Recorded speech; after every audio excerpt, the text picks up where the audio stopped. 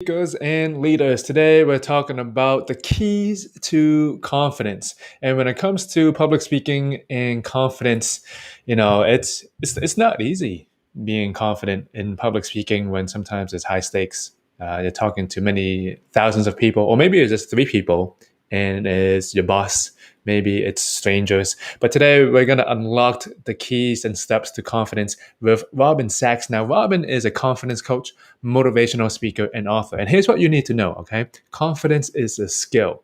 And like any other skill, it can be learned. Now, Robin's coaching clients range from young athletes to Fortune 500 executives. I've had the pleasure of, speaking with Robin, working with Robin over time, and she's amazing. Okay, so you all will love her to death. Robin, I'm super glad that you're here with us. Welcome. Hey, thank you, Kitten. Thank you for the kind words. I'm going to throw them right back at you. Yeah. So Robin, let's get and thank you. Let's get right down to it. Okay. When it comes to confidence, actually, can we talk about what is confidence and what is not confidence to you? What are your thoughts? Oh, what a cool question! Because most of the time, people come to me and say, "So I don't have confidence," and my first question is often, "Well, what is confidence?" And it's fascinating when you stop to think about what is confidence. How do you break that down? And oftentimes we'll sort of talk through this idea of when somebody looks or sounds confident, what are they actually doing or not doing? What's going on or not going on? When you feel confident, because even if it's for little moments at a time, we all have felt confident before. And what's different? What is happening, whether in your mind, in your body, what's going on in those moments? And so again, like you said, kid, it was put perfectly. Confidence is a skill. And like any other skill, it can be learned. When we really get down to what is confidence, I like to keep things simple. Confidence is when you're in control of you. That to me is the foundational component to confidence. When I'm in control of me, I might not be in control of the room.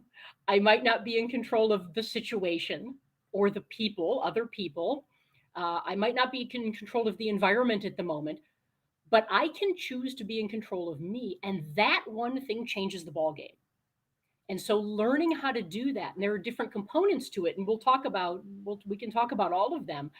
There's a mental component. How do I stay in control of managing this conversation up here between my ears? Because that's where most of a lack of confidence starts. It starts right here. So how do I manage that conversation better? Um, Learn what I'm saying up there that's not serving me or helping me, and how do I rewrite that script a bit so that I can be in control of myself from a thoughts standpoint, from a self-talk standpoint. Another component is how am I in control of my body? The second part of that is that physiology. When we don't feel confident, all kinds of behaviors start to happen, and so we start to look nervous or stressed or anxious or worried or overwhelmed or concerned, or a deer in the headlight kind of look, we call it sometimes. How do I literally take more control of my body so that my behaviors look and feel more confident? So, in a nutshell, confidence is learning to be in control of you no matter what else is happening at that moment. Wow, Robin, this is great. I have to say, as a speaking coach and one that interviews a lot of other speaking coaches and speaking experts, Robin defined it really. This is clear. This is really clear. So I hope that the audience, you're listening to this now, whether you're watching live or the replay of this. I hope that Robin is the truth. Robin is the real one. So take what Robin is saying to her. Okay, so Robin, we're talking about knowing what's up in here. What's happening to your body. What are these steps to confidence? Like, actually, I have a question for you. How long, if I'm not confident with my speaking now for whatever reason, how long do you think it'll take for me to? This is a hard question, but how long do you think it will take for me to go from uncomfortable to truly? But I can say anything, think anything, do anything. Confident, comfortable. What would you say? So I'm going to go with a very broad answer that nobody's going to like, but I'm going to start there and then we'll kind of narrow it down a bit. It's going to take as long as it takes, right? I have been speaking professionally in different types of areas of my work for about 25 years, and there are still things I'm learning about myself. And Mm. that shouldn't be scary. That's amazing because at some point that fear or insecurity or stress or anxiety turns to curiosity. And you realize every day I do it, I can get a little better, a little better, a little better. So that's the oh, come on, man kind of answer. The other side of that, the realistic answer is every day you just implement these types of skills, you're going to get better much more quickly. It's so easy, and we all do this with so many different things. We get some information, right? We all of a sudden we're educated about something. We got some knowledge, and we go, "That sounds great. I'm going to do that." And then we do absolutely nothing with it. And we keep coming back to it. We keep coming back to it. We keep coming back to it. But the reality is, unless you do these things on a regular basis, you're not going to feel more confident. You're not going to get there. And so the easy answer to that is these aren't just presenting skills that we're going to talk about. These are life skills. You can do them every single day with things you're already doing. And so the answer is how long it takes is up to you. If you apply these things on a daily basis and you just get consistent, I guarantee you within a month or two you're going to start feeling a world of difference with your confidence. The more you do it, the more comfortable you're going to get with it. And the more comfortable you get with it, the easier it's going to be to grow and grow and grow and improve upon. Yeah. So yeah, it really depends on you, the audience. So Robin, what are the steps to confidence? And when you're talking about okay, things that we can do, well, we'd love to hear some. All right. So let's break this down a little bit because when I talk about confidence or work with someone on how do I get more confident, there are three places that really we focus. One is up here because you've got to be able to manage your thoughts. The other one is what am I doing with my body here, my behaviors, because I can manage my behavior or my physiology. And that's not just the outward behaviors you see, that's the inward things that you can't see. Things like our breathing, things like that. And then there's this third component which is about perception. And perception and kind of linked into self-talk and I'll talk about how that works is something that throws us either completely into our game or completely off of our game. So if you want, we can just jump right in if you want, and I'll let me just start listing some things. Kit, pop in anytime you have something to add, or you want me to stop talking because I could go on for like days about this Oh no, stuff. we want you to talk. Talk, Robin. We love it. We love All it. right, it's We're a taking dangerous notes. thing. All right, so everyone get your pens out. Here are some things you need to know if you simply want to learn how to be more confident. We're going to start with our thoughts. If you think about it, every single person has that little voice that seems to always be chirping in the back of our heads, and it rarely says anything nice. It sometimes is pretty critical. And if we don't do anything about it and just allow it to just get louder and louder, it can become a bully. And as soon as that self talk voice becomes completely opposite of what you need when you need to be supported, that's a problem. So we need to switch that. So here's the thing to know: one, nobody gets in our way more than we do. A lot of times we're looking for other people. That person makes me crazy, or that situation at work, I can't stand that. We're always looking outside of ourselves for how we're seeing the world. But the reality is this: if I go back into my mind and I start to choose to look at things a little differently, a little shift, everything changes. I want to say there's a great quote. It's Wayne Dyer, and I believe it's something to the effect of the more I change the way I look at things, the more the things I look at change. That's completely under our control. So let's talk about this self-talk voice and how do you shift from this isn't helpful to me to you are your own biggest fan and supporter, which brings you brings your confidence level up several notches. So, one, if most of the things that we say to ourselves are not helpful, and what I mean by that is negative, let's just call that negative self talk. Oh, you're really bad at this. You can't do this. I don't know how to do that. Sometimes we even say things that we don't realize. Let's say I knock my mouse off the desk while I'm on camera and I'm thinking to myself, oh, what an idiot. You are such a klutz. Oh, how embarrassing. Those are things we say to ourselves a lot of times. You messed up. You're not prepared. Here's the thing, all of those things are incorrect. They're incorrect. That is a bully sitting in your head, just poking at you, telling you can't do that, you can't do that, you can't do that. And we would never let someone outside of our head say those things to us, which is the interesting thing. If someone said to us what we say to ourselves, there'd probably be a fight. We wouldn't stand for that. We'd at some point stand up for ourselves. So by shifting this self talk, we now become a friend. We become the person in there who says, I don't know if you can do it or not. Why don't you go try?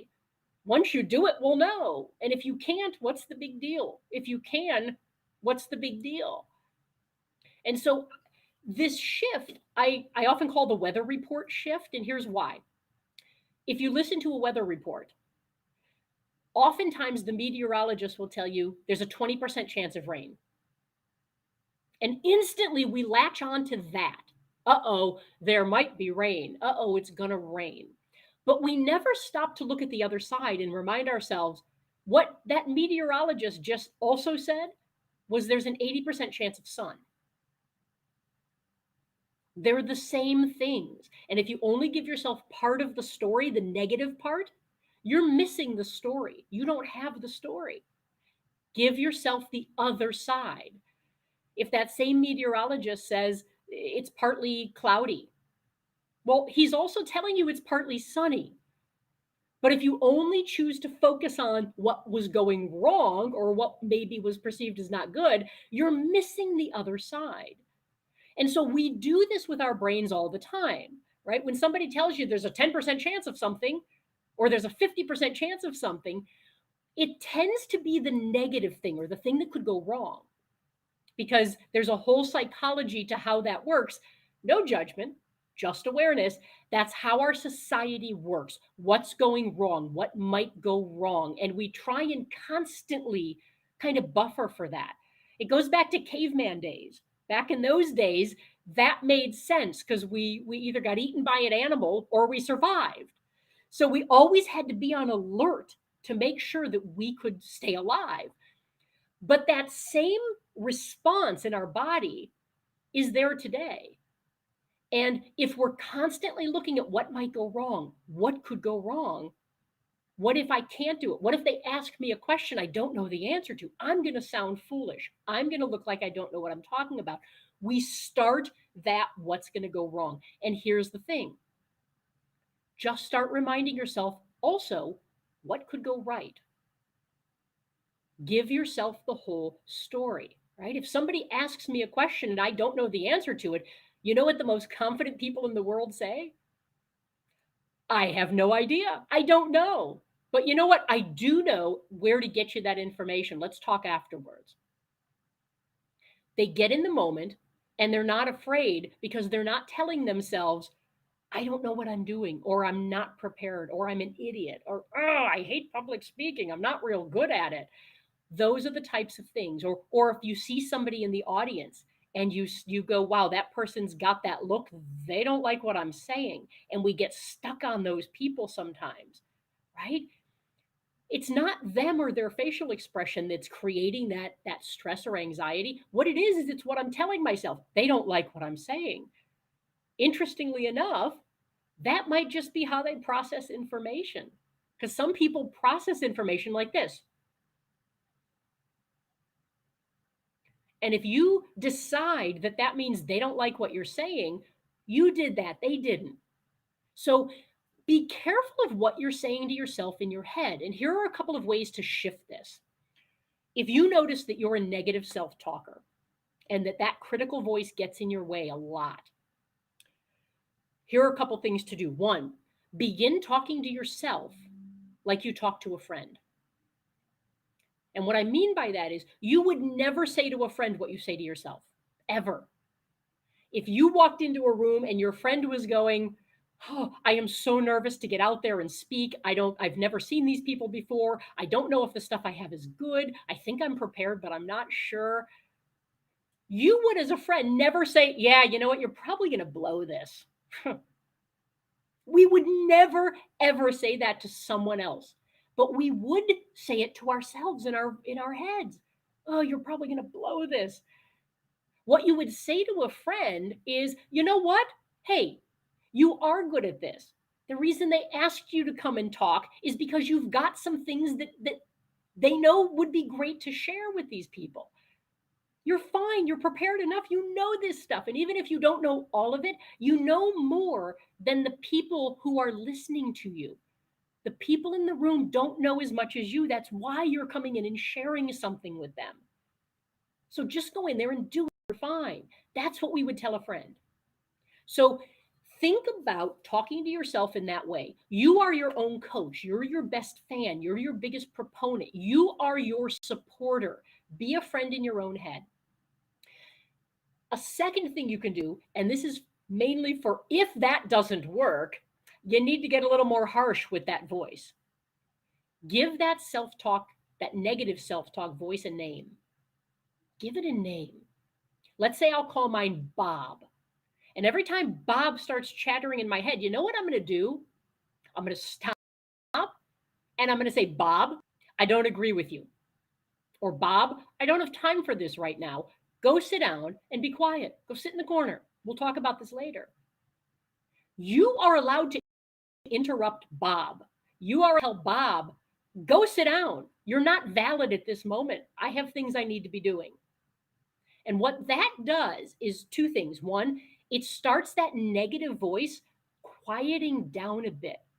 Because right now you might not be stopping it and it's loud and it's loud and it's chirping. The moment you start interrupting it and saying, "Enough, not valid, sit down," it starts to get quieter and quieter because that other voice you're using gets louder and louder. And this is the voice, the supportive voice that serves you. You want louder than this voice that brings you down constantly. The other thing that does is it helps you stand up in your own head for yourself, which isn't an autopilot for most people. It's not something we think to do. We just think something and we believe it. So don't believe everything you think. Your thoughts are not facts. Those are two very different things. And if you keep telling yourself that your thoughts are facts, you're going to start believing them. And guess what? They're not all true. So start managing this conversation in your head a bit. Start paying attention to the things you say to yourself that are just obnoxious, helpful, and that are not true. If they're not valid, give yourself the other side of the story. "Hey, I've never been good at this before, but you know what? I'm getting better at it." Give yourself the other side of the story. If you're thinking you're nervous walking out on stage, instead of thinking, I'm nervous, oh, don't be nervous, don't be nervous, don't be nervous, that's not helping you because that's somebody saying, "You're nervous, you're nervous, you're nervous. Let me keep reminding you of that." Instead, go, "You know what?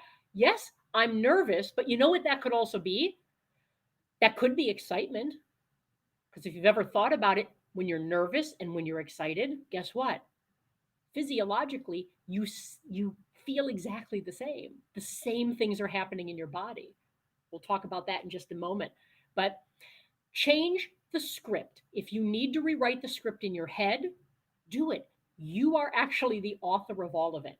And so if you're still reading a chapter that does not work, write a new chapter. Talk to yourself like you would a friend. And you know what? There's just a quick analogy or a quick example of this, and then we'll move on to the physiology part because they're interconnected. Our thoughts and our physiology are completely interconnected. Depending on the ages of your viewers, Kit, you might know or remember from the 60s and 70s an artist, singer songwriter named Carly Simon. And Carly Simon, at the height of her career, did very few live performances. And when an interviewer asked her at some point, you could be selling out concert venues all over the world. Why aren't you doing more live shows? Her answer was, I have horrible stage fright.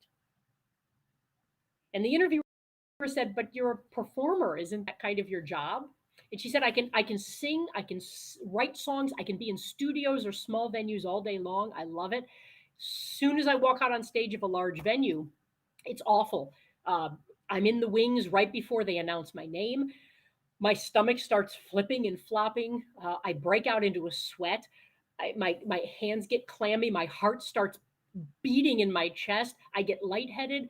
I'm just going to pass out. I can't do it. Shoot forward 15, 20 years or so, another performer at the top of his career, Bruce Springsteen, was in an interview of his own, and he had just gotten done talking about how he's not the best singer, he's not the best songwriter, he's not the best performer, but he just loves to get out and just make people feel great and give a great show. And the interviewer said, how do you do that? You're known for your phenomenal performances. Tell me what start. How does that happen? And Springsteen said, it's the moment in the wings before I go on. My stomach, I feel like I have butterflies in my stomach. My hands get a little clammy. I break out into a little bit of a sweat. My breathing, all of a sudden, my heart starts pumping. My breathing gets high in my chest. And I feel lightheaded. It's euphoric. And I can't wait to get out there on stage. So if you think about it, when we're really scared or we're really excited, physiologically, the identical things are happening in your body. The only difference is how you're choosing to label them. One person chose to label it one way, stage fright, and it paralyzed her. The same things another person chose to uh, to label as passion, enthusiasm. I'm excited. I can't wait to get out there. Let me share what I can share. And he thrived. So that's the power of those thoughts. So it starts with your thoughts, but the way that our bodies work as human beings is we have a thought, that thought creates an emotion, and that emotion creates a behavior. So the way that we're talking to ourselves can determine whether we're stressed or we're more calm. It can determine whether we're fearful or whether we're excited, whether we're insecure or we're curious. Now, some of those things on one side are not helpful. The flip side of those stories are extremely helpful in the moment. And here's how that connection works. If what we think determines what we feel, and what we feel determines what we do with our bodies, whether we realize it or not, it can work the other way as well. And here's talk a little about our behavior and our physiology. The very understand can create feelings that can create thoughts. So let's work this the other way once and see what this looks like. Let's say that I'm sitting here like this, and maybe I'm talking to you like this because this is just a very comfortable place for me to be. After several minutes, if I stayed like this, I would begin an actual reaction in my body. I wouldn't be aware of it at the moment, but what would start to happen is literally fight or flight would begin to kick in because there are several things I'm doing with my body that start my brain going, what's wrong? What's wrong? So here's what happens with that. In order to sit up like this, I have to be tensing my shoulders. And anytime we have tension in our body, physical tension somewhere, our brain starts to record that and go, what's going on? Why are we tense? Is there a problem? Is there danger? And it starts dripping out a little bit of adrenaline and a little bit of cortisol and a little bit of all those stress chemicals and hormones just because of how I'm sitting. My brain is on alert. The other thing is my arms are crossed in front of me. And so my brain is also going, we're covering ourselves. We're protecting ourselves. We're putting a barrier between me and whoever I'm talking to. And it starts to go, what's wrong? Is there danger? What are we afraid of? So here's the thing physiologically, and this is something that seems so incredibly simple that can make a world of difference. Get in the habit of sitting back. Get in the habit of sitting back. Here's what happens in that moment. If you can't, go ahead. If you're listening to this, go ahead and like come up onto the table a little bit, or even just cross your arms if you're not near something you can actually get up on. Cross your arms for a minute. And I want you to feel, and you can even see mine, what's happening with my shoulders. Watch my shoulders. They're open. I have to close them and tense them to do this. So feel that tension for a moment in your body. And now I want you just to put your arms on your thighs and open up. Cross your arms again. Notice tension having to happen here, and then open up again. Something as simple as sitting back or opening up sends completely different thoughts to your brain. Your brain isn't worried now, it's not concerned. So, this does two things from a confidence standpoint. One, it actually relaxes your body and your brain just by sitting back and opening up. Two, even if you don't say a word, before you open your mouth, you're being perceived as confident. Here's why. If I'm closed off in any way from you, there's a psychological barrier. You look like you're protecting yourself. People who are confident don't protect themselves. People who are confident are open, they're approachable, they're comfortable with this, they're not fearing something. And so, just the very act of opening up physically changes the messages going up to your brain. Your brain's not fight or flight, it's not concerned. And notice this, watch body language, notice both your own and other people's. You can tell instantly when somebody starts getting a little stressed, worried, anxious, concerned, their bodies change completely. And more often than not, they have no idea that's happening. But it's an easy way to read people. People who feel more confident. And again, what confident means is they're in control of themselves. I might not be in control of any other thing outside of me or the situation or other people. I'm in control of me.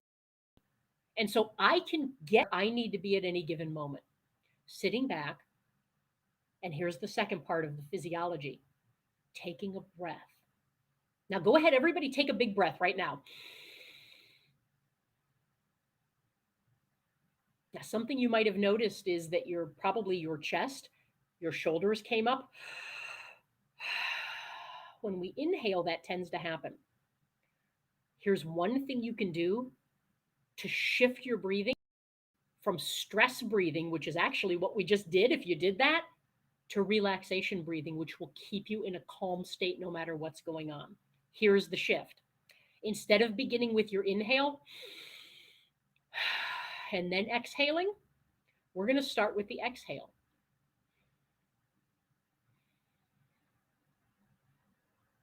Now, if you begin your breathing cycle with an exhale instead of an inhale, you're going to notice something.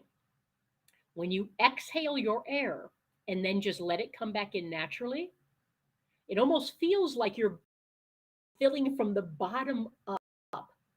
It feels like your breath gets lower and deeper into this area. It's a belly breath, they call it, a chest breath.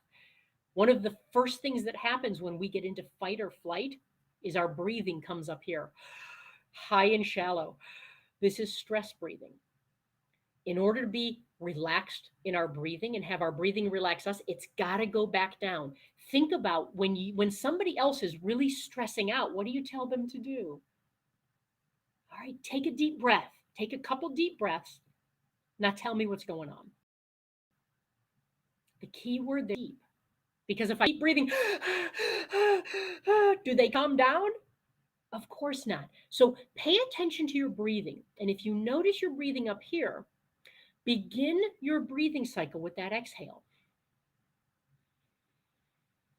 And what you'll notice is when the inhale comes in, your shoulders don't move very much. Your chest doesn't move very much. Is that your belly begins to expand a little bit. And when you're sleeping or when you're calm, this is exactly how you're breathing. But one of the first things to change when we get stressed in any way is our breathing comes up here and begins kicking our brain into fight or flight. So take a couple of seconds here, just go ahead and exhale and inhale a couple of times and see what that feels like. The beauty of this is you breathe all day long, you sit all day long, or you stand all day long.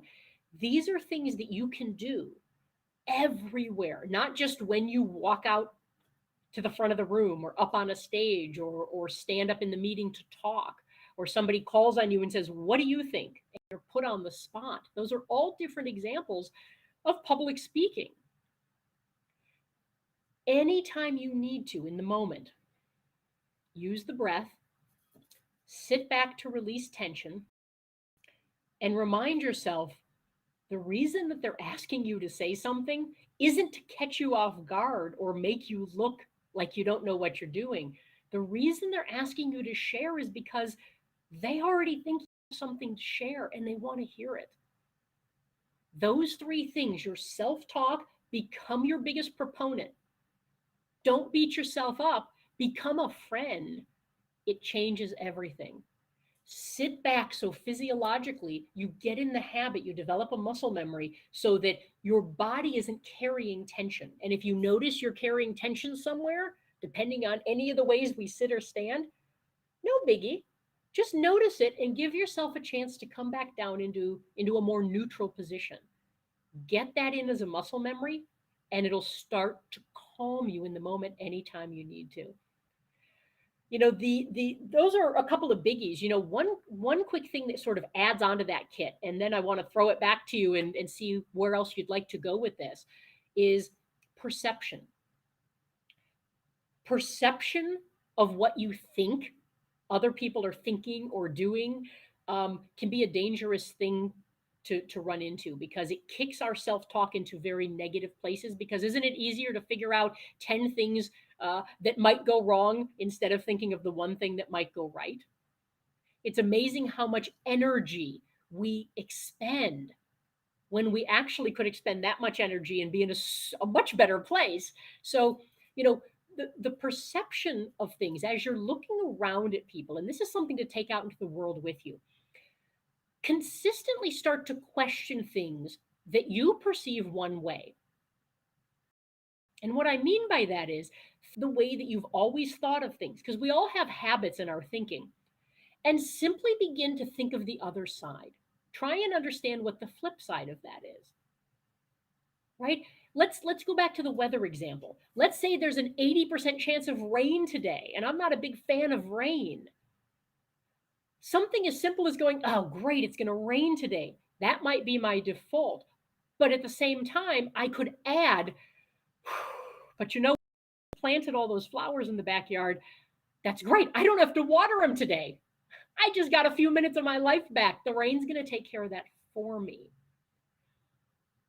Keep looking at things that you've been on autopilot with and start to become aware of the other side of that. So, Kit, I want to bring you back in and let me know if there's something you want to latch onto. Um, just shared a whole bunch of little things there. Uh, go for it. Wow. I'm handing you the baton. Well, this is first of all, this is great, Rob, and this is the masterclass from Robin Sachs. This is amazing. So, when it comes to like knowing our thoughts, our feelings, and our behavior, uh, there's many. Let's say there's a bunch. How much should we know, and how can should we tackle one at a time? Let's say, if Yeah, you know what? Great question. So a lot of times, when I hear a handful of things that I go, "Oh, yeah, that makes sense to me. That resonates. Yes, I see other people doing that. I want to do it too." And now I kind of have an idea how to. I want to do it all at once, right? yeah, yeah, But here's the reality. Human beings don't work that way. We have to take it in little steps, in little shifts. So the idea here is there might be 3 or 4 things maybe that you want to change. And if you do one of those things, it might take care of some of the others too, because all of this stuff is interconnected. And so You might be amazed at uh, if you start by shifting some of your self talk, and I would say begin there 100% of the time, begin there. Because everything else that I talked about, it starts so often with our thoughts, Hmm. and you can never go wrong by giving yourself that other side of the story, or getting those thoughts a little bit more positive, or just at least negating some of the negative stuff that's constantly barraging you. You cannot go wrong with that. So I would say start with the self-talk. Just keep in mind everything you're going to naturally think is probably going to be partly cloudy. Remind yourself the partly sunny part of it, and get in that habit of seeing both sides all the time, because then you've got the whole picture. And when we have the whole picture, it's not really scary. It's not really worrisome. Um, so that's where I would start. Again, name that self-talk voice if it's helpful to you, and just start talking back to it, right? Do not be afraid to put that person in their place. It's almost like those cartoons. Remember the devil's on one shoulder and the angels on the other shoulder, right? And the devil is just screaming in our heads sometimes. We've got to give this voice, the ability to get louder and louder, because this is the one that's helpful to you. So start with that. Mm. Um, Again, it's so simple to just do something like sit back. So, don't overthink these things. Again, if I'm stressed, what would I tell my friend? I'd tell them sit back and take a cup, right? Give yourself the same great advice. And what you'll start to notice is, again, our thoughts create emotions or feelings. Those feelings create behaviors. And so if I'm clenched, I guarantee I'm thinking things that are making me feel insecure or not real confident. So whether I say to myself, hey, you got this, it'll start to loosen me up naturally. Or if I do it the other way and go, hey, I'm doing this, let me sit back and open up a bit, all of a sudden I start to feel a little better. And that's my thought. So it works both ways, right? It goes up, it goes down. The idea is begin with those thoughts, because they're going to create everything. Most people aren't making you feel the way you're feeling. We're making ourselves feel the way we're feeling. And we are the ones that can control that. So again, when we think about what is confidence, it's being in control of you, being in control of your thoughts, being in control of your body and your behavior, what's happening with your body, um, and really giving yourself both sides of the story so you can get the whole picture, and you're not just giving yourself what might be going wrong at any given time. Um, so Mm. did that answer Oh or yeah, yeah, yeah. This is great, Robin. And Robin, if people want to connect with you further, what's the best place to go? Oh, well, thank you for the invite to do that. My website is robinjsachs.com, and or you can Google. That should come up first and foremost. Also on LinkedIn daily, so feel free if you'd like to reach out, either to follow me or to reach out and have a chat. I'm always open for, always do 30-minute free consultations. If you've got up and you want to have a chat about it, if it's something where you're looking to work with somebody because you're doing more talking now or speaking, or maybe you're a speaker, or maybe you're running a team for the first time, maybe you've got a higher up role and you've got to all of a sudden talk to executives and I'm not sure how to talk to those people. Any of those types of situations, feel free, reach out anytime. I'm happy to chat, happy uh, to throw you some great ways to just again show up less stressed and more confident when you need to do it. Wow. So I want to say, Robin, and also audience watching live on the replay, thank you so much for showing up today and giving us this great information, your wisdom, your stories. Robin, before we go, any last words about anything? Boy, last words. You know what? I'm gonna reinforce something. You create it all. And that's a wonderful awareness that if there's something that you're feeling that is not the way you want to be feeling with your confidence, with your stress, um, those things have tools, they have tips, they have tricks, there are ways to do those things. And the beauty of it is, if I'm creating a bunch of my own stress, The beauty of that is I'm the one who can do something about it. If my self-talk is the thing that is part of my problem or getting in the way of my confidence, I can do something about that. I don't have to wait for anybody else to do it. I have to wait for no one at any time. I can start right now doing those things. The key is little things done consistently have a huge impact. And so jump in, pick one thing, start with it, and don't stop. If it takes you a day, it doesn't matter. If it takes you a month or a year or 5 years to get where you want to be, it doesn't matter. The time's going to pass anyway. The time is going to pass anyway. So don't really get caught up in, well, 21 days, 28 days should be a habit. No, it shouldn't. That's not even a real thing. I'm not going to get into that here. Go look it up. It's fascinating, the story of where those numbers came from. If it takes you 2 years to do it because you're doing it and working at it every day, imagine 2 years from now, you being exactly the confident you want to be for the rest of your life. What does that 2 years matter? It doesn't. So go into these things, practice this stuff on a daily basis, hold yourself accountable or find someone to help hold you accountable. And just toss the calendar out on this stuff. It's one of those things that the way you're going to measure this isn't by crossing off the calendar. The way you're going to measure this is how you're feeling.